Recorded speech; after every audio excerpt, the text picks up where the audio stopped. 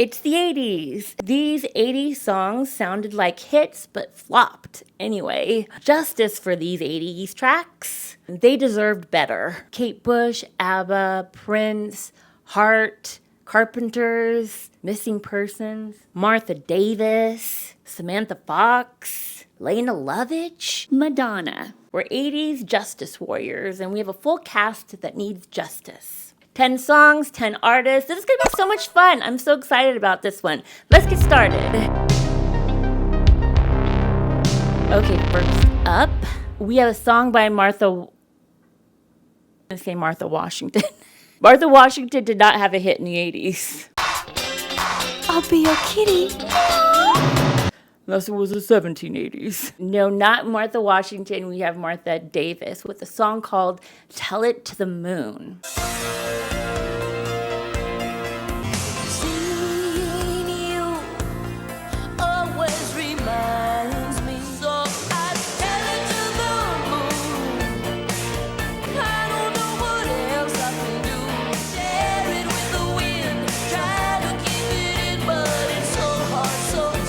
Martha Davis was in a band called The Motels, and this was when she tried to go solo.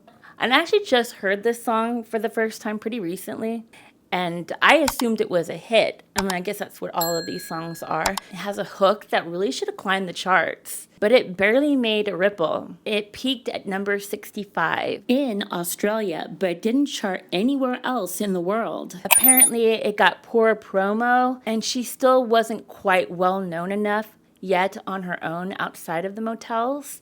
So people got it confused. But today, I really feel like it could be like a Lana Del Rey cover. Or I would like to cover this song. I really like the lyrics to this song because I like the idea of telling it to the moon instead of telling it to the person you're too chicken shit to tell in person. I get it. Another reason why it should have been a smash, it was written by Diane Warren right as she was hitting her stride. And this was the late 80s when Diane was becoming a hit factory. Within a few years, she'd be behind If I Could Turn Back Time, Because You Love Me, Unbreak My Heart, Nothing Is Gonna Stop Us Now. So yeah, if Diane Warren was on your album in 1988, it should have been a hit. Speaking of huge 80s songwriters, here's a little trivia. The song we're going to talk about at number 4 is a Pat Benatar track that was an early MTV staple, but it never charted. It was written by one half of a duo that would go on to become one of the biggest songwriting teams of the 80s before they even met. Who was it and what was the song? Cast your votes now. Next up, we have I Want You Back in My Life Again with the Carpenters, or by the Carpenters. I Want You Back in My Life Again with the Carpenters. Sounds like you can't put your IKEA furniture together. And you call your ex because you need help. Not that I'm speaking from experience or anything. But it really sounds like it could have been a hit. This is peak 80s adult contemporary meets synth pop.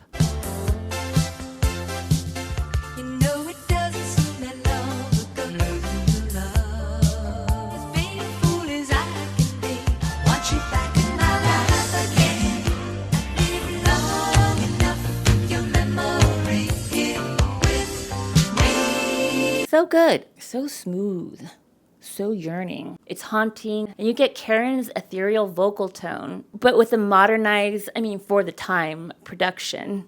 The Carpenters tried to adopt the 80s. Also, Daryl Dragon, the captain of Captain and Tennille fame, did the synth work with the song, and you can really tell because the main synth sounds a lot like Level Keep Us Together. The Carpenters did have a hit with Touch Me When We're Dancing. Actually, their last hit. And I kind of feel like this happens a lot with bands that are kind of aging out. You see this with people like Madonna. I feel like when she puts an album out in her later years, there's one sort of hit from the album, and no matter how good the rest of the album is, you're not going to hear any more hits from it. Next up, we have Over My Head by Toni Basil. Forget Mickey. This is a paranoid art pop masterpiece. Like if Talking Heads and Kate Bush had a night terror. We better look out, 'cause suspicious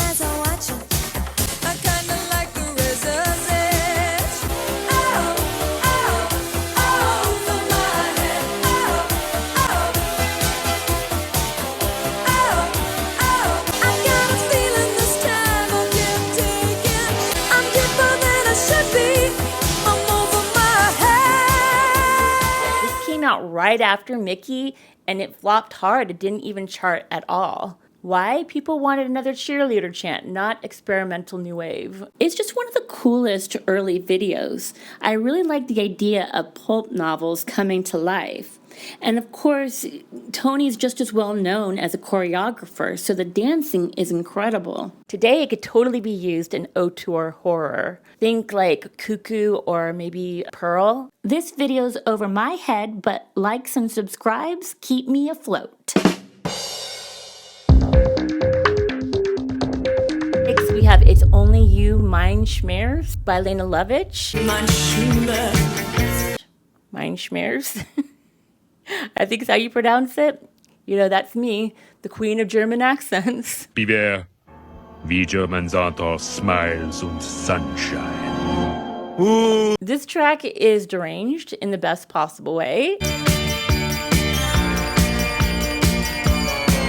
The vocal stylings. Let's say goodbye to our friends of the night.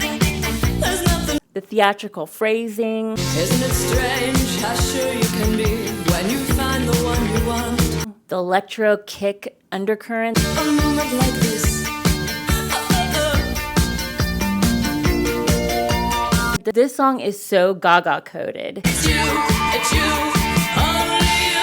Well, I know what I want and I'm sure I can get it. This is why I picked this song, because I have a theory that Gaga really did use this as an inspiration for applause.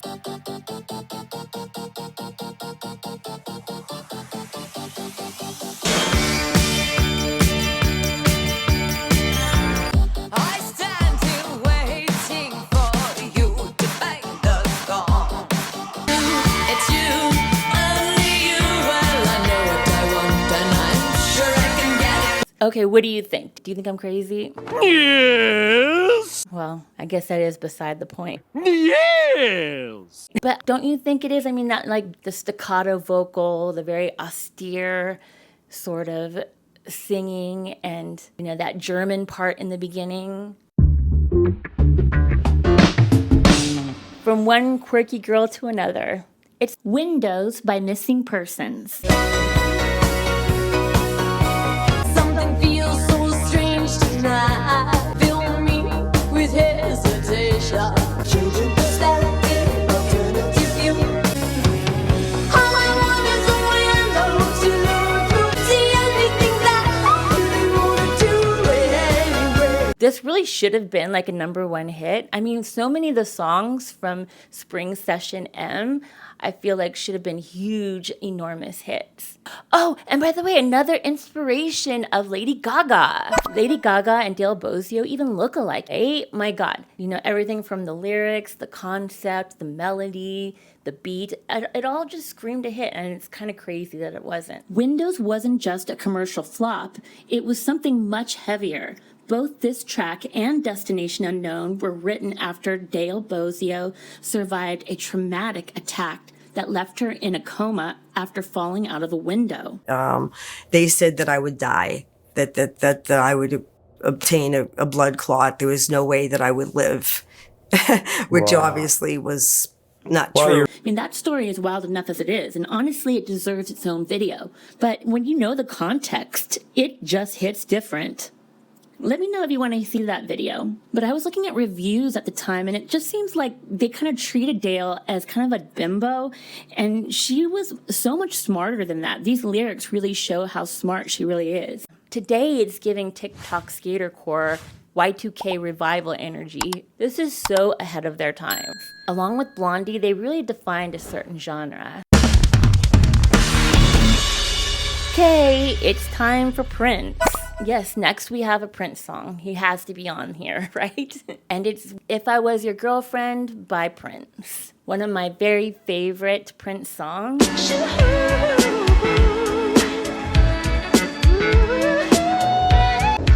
I was your girlfriend, would you remember? Take care of you and do all the things that only best can. If I was your girlfriend,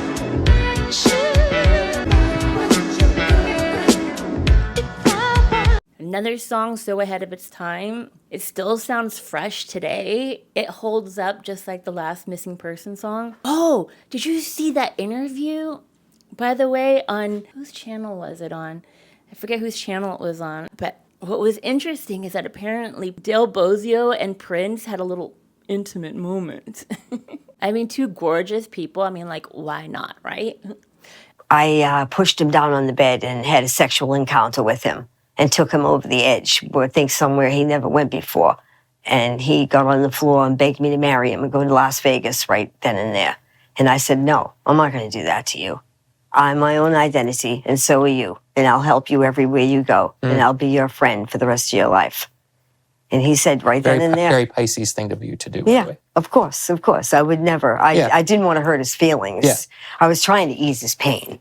But If I Was Your Girlfriend is very gender bending, falsetto soul, and one of the most emotionally raw songs he ever wrote. I love the lyrics. I think it's one of my favorite lyrics from him. It flopped hard. It barely hit the top 100. Why? I guess too confusing for mainstream radio of 1987. Today, it could be a trans anthem. Non-binary playlists would consider it gospel.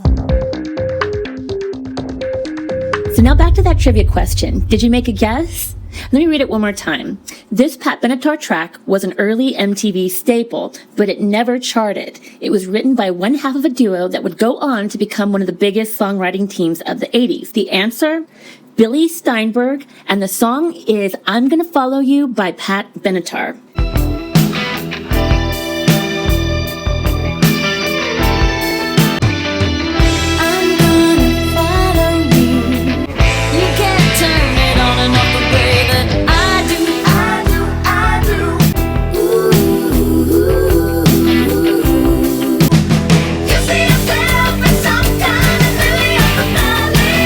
Is it kind of a stalker anthem and a little creepy? Maybe.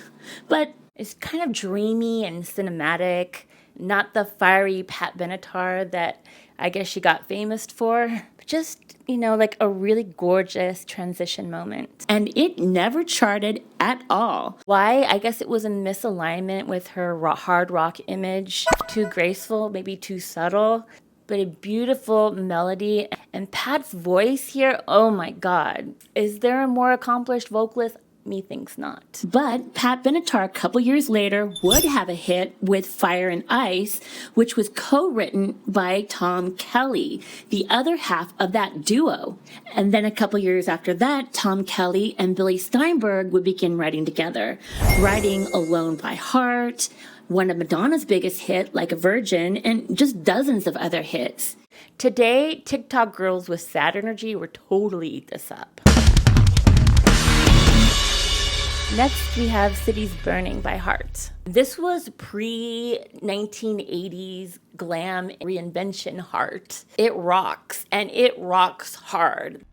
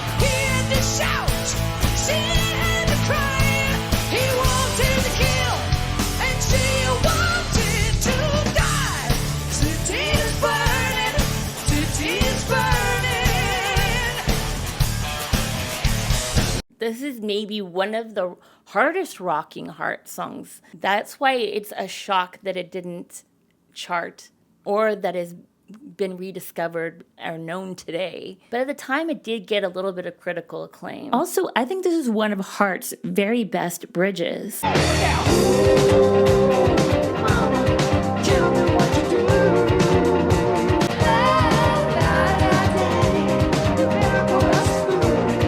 It's very haunting and it's super catchy. So why did it flop? I guess, yeah, the label didn't push it. Push it real good. And it didn't fit the ballad-heavy sound that would later get them many, many hits. Their biggest hits. It's just waiting to be discovered by Stranger Things. I think it would slay on the Stranger Things soundtrack. Smash that like button harder than a guitar solo in 1984. And share might not be a part of this video, but you can share this video anyway. It's what helps this video the most. Next up, we have I Surrender to the Spirit of the Night by Samantha Fox. It's a mouthful. Gothic synth pop Samantha Fox, sign me up. People weren't ready.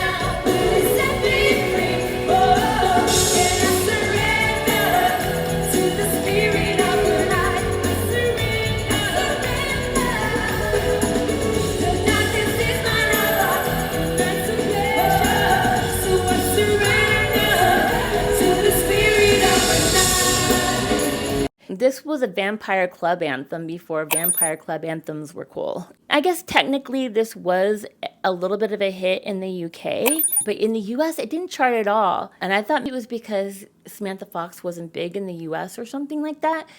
But I looked it up and she had several hits in America, including Naughty Girls Need Love Too, which came out I think before this.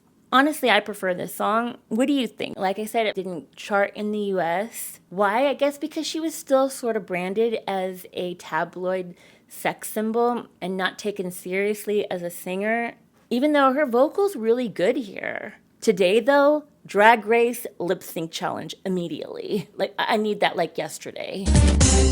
Party. The next one was technically a single, but most people in America have never even heard of it, which is wild because it's Madonna. Released during one of her peak eras, The Look of Love is this haunting, slow-burning track from the Who's That Girl soundtrack. Should have left you standing right where you stood. Now I'm on this trip. I took a false embrace. Should have let you go. Should have had the sense to know nowhere to run from the eyes of pride. Look of love. Now I've come undone. Okay, so this one's a little bit of a cheat because where it was released in the world, it was a minor hit, like in the UK, but somehow it was never released in the US. And whose dumb move was that? Was it the movie? Was it the timing? Whatever the reason, the song deserved way more than it got. Fun fact, though, it's also Madonna's backup singer, Donna DeLore, her favorite Madonna track. And I have to agree because I think it's one of Madonna's best ballads. It wasn't even on her album Something to Remember, which was her collection of her best ballads. I mean, you're gonna put Forbidden Love, but not The Look of Love? Okay, Madonna, touche. Okay, number 2, we have Abba. You think this chart wasn't gonna have an Abba song? I think not. But we have, what did I pick for the list? Visitors. Little drops, synth drops. I hear the doorbell ring and suddenly the silence. I can't tell if it's a double The paintings and or like a phasing to her vocals. what he says. Smiling. This is like real drum and synth drum. It's so ominous.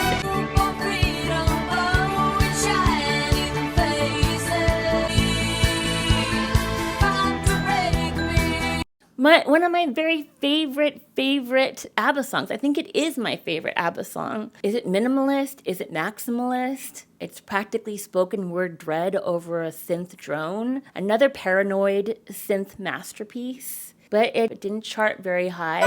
And why? I mean, I guess it was hard to know what the song was really about. Even today, it's still debated. The wildest theory I heard after I made my actual ABBA video. If you haven't seen that, my Visitors album deep dive, I'll have it linked below. But after I did that video, I heard that apparently it was about Agnieszka's mental health issues. This was the theory, not my theory. I just read it. The Visitors' lyrics have been interpreted in many ways. Some listeners have thought about mental illness and the fear of being committed to an asylum, while another interpretation has a singer trapped in a haunted house. Still another have thought the song was about an alien invasion and abduction, which I indeed thought as well. In fact, I created this cheesy bit of alien silliness when I did my The Visitors reaction, and I got quite a few comments correcting me on the interpretation. But I found this quote from Frida, who said, "It's a philosophical song. Anybody can have his own interpretation of it, and then it won't be misunderstood." So I'm gonna consider my bit of alien ridiculousness Frida approved. Today, it would chart on Vibe alone. And then we have Kate Bush. We have Love and Anger by Kate Bush. This song has everything. It's so deep I don't think that I can speak about it. So anyone Anthemic chorus. take away the love and the anger, living in the gap between past and future. Killer drums. Hello, David Gilmour on guitar. What would I do without you? Raw emotion and a spiritual undercurrent. Take away the stone and the timber, living in the gap between past and future. To me, it feels like it should have been her big US breakthrough. It's kind of giving a little bit of U2 energy, or maybe that's just the Celtic thing going for it. It's one of the only 80s songs I know from her, since I haven't done much of the 80s on my Kate Bush journey. And if you haven't seen my Kate Bush journey, I'll have that link down below too. I have over, probably 20 videos, maybe 25. So I'll have that link down below. It did hit #1 on the modern rock chart though. So I guess technically this wasn't like 100% a flop, but I feel like this should have been a hit, like a big mainstream hit, because of how great the chorus is, how melodic and how catchy. It didn't chart on the top 100 at all. Why? I guess maybe it was too art rock for mainstream radio, maybe. That's just a guess. You guys have to tell me what you think. And I was actually thinking there were more KB songs that were more underrated. So I asked y'all in my community section, and you guys suggested songs from The Dreaming. And I haven't listened to that yet. And I definitely want to do a deep dive on that, so keep your eyes open for that. But despite Love and Anger's low chart placement, it still received an in-depth cultural analysis from two of the finest minds in modern art, Sir Beavis and Sir Butthead, our forefathers of music reactions. Sit through this crap doesn't mean she can too. Hey, look, butthead, they're throwing a bunch of crap on her. Yeah. And she still won't get up. What's all that crap she's holding? I don't know. Maybe they're like, tools or something. Tools? Hey, check out those guys. Oh yeah. Mr. Bungholio and his twirling fart knockers. The Bungholio and the twirling butt knockers. That's fart knockers, Beavis. Oh, yeah. I wish this chick would just quit whining. Yeah, really. Obviously, that segment was played for laughs, but I do wonder if maybe that was sort of a cross-section of the way America really felt about her music at the time. I mean, obviously not all Americans, but it seems like it took a whole new generation of Americans to fully realize Kate Bush's genius. Don't forget to like, share, subscribe. That's very important to the channel. If you'd like to see another video, there'll be one right here. Or you can check out my 80s playlist right here if you feel so inclined. Anyway, I hope you have a wonderful rest of the day, and I hope I get to see you next time. Popcorn Philosopher over and out.